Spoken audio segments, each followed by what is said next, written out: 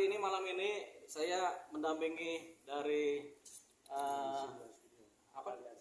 Aliansi Jurnalis Video AJV ya, karena kebetulan saya adalah kuasa hukumnya dari aliansi ini.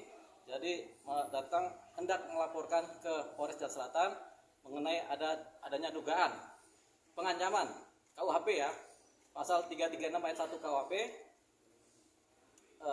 336 KUHP ya, pengancaman. Kemudian yang kedua adalah Undang-Undang Pers. Undang-Undang Pers itu pasalnya pasal 18 ayat 40 bla bla bla, yang ancamannya adalah untuk KUHP 2 tahun 8 bulan. Kemudian untuk Undang-Undang Pers 2 tahun dengan denda. Nah, siapa telapornya? Telapornya adalah ajudannya Atta Halilintar. Jadi pelapornya nanti adalah orang yang diancam, beberapa wartawan yang diancam oleh pihak ajudannya, pengawalnya Atta Halilintar. Nanti pelapor sudah ada dan saksi sudah ada. Dan ini memang semacam pengancaman terhadap wartawan atau orang yang berusaha memberitakan berita. Bagiannya artis kan ya. Oh iya, jadi wartawan infotainment ya. Tapi ini sebenarnya dampaknya luas, karena dampaknya juga buat semua teman-teman wartawan di Indonesia. Jangan sampai ada lagi mengancam dari pihak-pihak yang mengancam profesi dan pekerjaan dari wartawan. Itu dia. Iya, itu dia ya. Jadi ya. Jangan shoot saya tidak mau shoot di TV ya. Kalau ada saya di TV, saya culik satu orang. Sedangkan di situ kamera roll semua ya, dari TV, dari kawan-kawan infotainment, kawan-kawan news juga banyak gitu kan. Di situ banyak rekan-rekan media yang lain, memang keadaannya crowded, gitu, crowded sekali, dan itu bagi kami hal yang wajar, gitu kan. Oke Bang, tapi Bang Opnum sendiri sekarang udah meminta maaf, seperti apa Bang? Masih proses hukum berlanjut atau seperti apa? Jadi begini ya, pasal 336 ayat 1 itu tidak ada di situ kalau dimintain maaf kemudian pasalnya berhenti, gitu ya. Jadi ini termasuk tindak pidana umum sebenarnya, apalagi terkait dengan undang-undang pers yang khusus. Jadi barang siapa kemudian menghalang-halangi pekerjaan pers, itu kemudian ada pidananya. Tadi sebagaimana disebut undang-undang pers ya, pasal 18 undang-undang pers itu pertama yang khususnya, yang umumnya adalah KUHP, Kitab Undang-Undang Hukum Pidana pasal 336 ayat 1, di mana pengancaman kepada siapapun nggak boleh mengancam. Ini pelajaran buat kita, dan ini memang saya bertanya kepada rekan ini, apakah ini harus kita laporkan? Kenapa? Karena ini dampaknya luas kepada teman-teman profesi, supaya nanti ke depan profesi wartawan ini sangat dihormati. Ya, kita nggak tahu, yang jelas kita laporkan. Nah, karena kita tidak tahu namanya, kita sebut karena dia dengan Atta Halilintar adalah mendampingi, mengawal, jadi kita sebut sebagai pelapornya adalah ajudannya Atta Halilintar. Atta Halilintar termasuk bisa dikenain juga nggak Bang? Karena kan dia turut serta pembiaran kan, ya, melakukan pembiaran. Tergantung. Kalau memang ajudannya ini bilang, ya saya begini karena saya diperintah oleh Atta, bisa masuk. Gitu. Karena siapa tahu ada perintah, tapi kita nggak tahu. Nanti dari hasil penyelidikan atau penyidikan Polres nanti, sebentar lagi kita bikin laporan, mudah-mudahan laporannya diterima. Ya. Kebanyakannya AJV, Aliansi Jurnalis Video. Aliansi Jurnalis Video, dan kemudian kita mewakili korban, salah satu korban, tapi ini banyak korbannya sebenarnya ya. Yaitu kawan-kawan media yang lain ya. Jadi ini ada pelapor atas nama Christian Pratomo. Yaitu Pak Christian Pratomo adalah awak media, wartawan kan? Iya. Wartawan. Yang melaporkan adanya dugaan pengancaman dan intimidasi, dan juga pelanggaran undang-undang pers ya.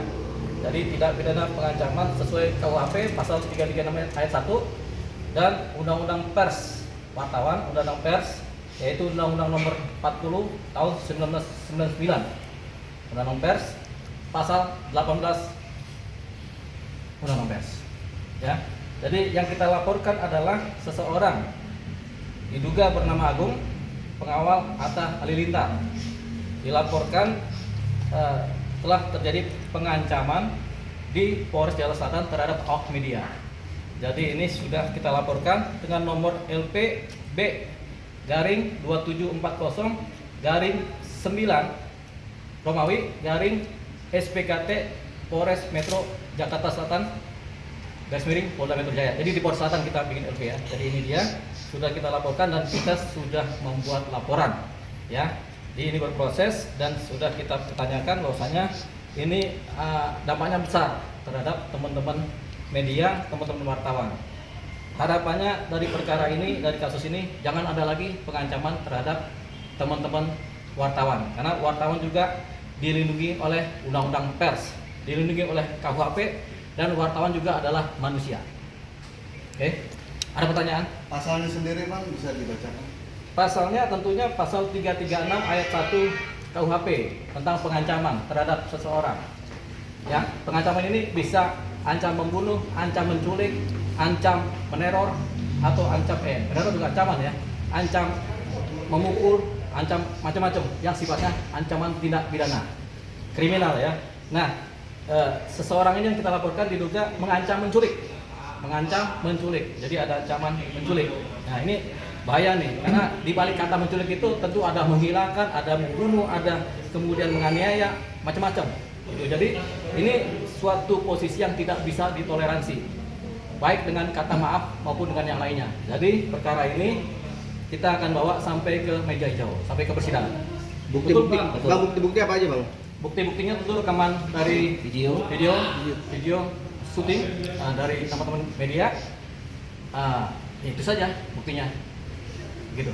Bang, ada melakukan komunikasi dengan atas sendiri atau dari AJP akan melakukan komunikasi dengan ATA? Oh, enggak ada. Jadi kita tidak bermaksud untuk berkomunikasi dengan siapapun juga, tapi kita membuat laporan ini tujuannya ada, yaitu supaya pers di Indonesia ini, wartawan di Indonesia ini tidak mengalami intimidasi lagi atau ancaman-ancaman. Karena banyak, selain di sini, di daerah-daerah banyak, di wilayah non-Jakarta ya banyak.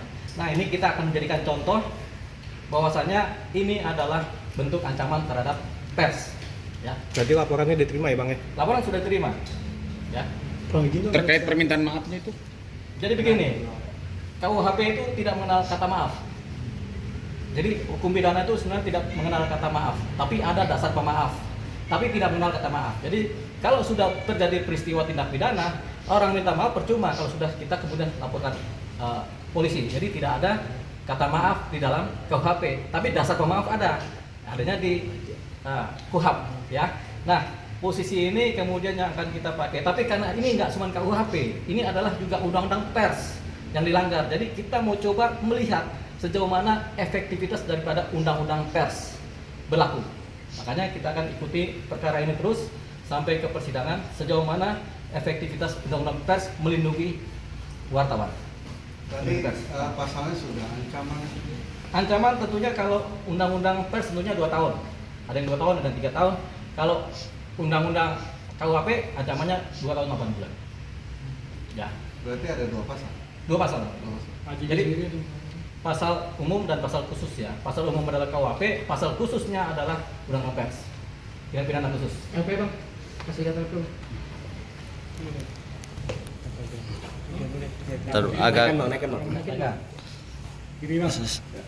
Nah, kiri kanan, kiri dulu. Coba. TV nih, TV. Ya, kanan abang dulu. Oke. Tengah. Tengah dulu. Tengah. Nggak dapet. Ntar aja. Kurang dekat. Oke. Oke. Tunggu Bang. Ngeblur.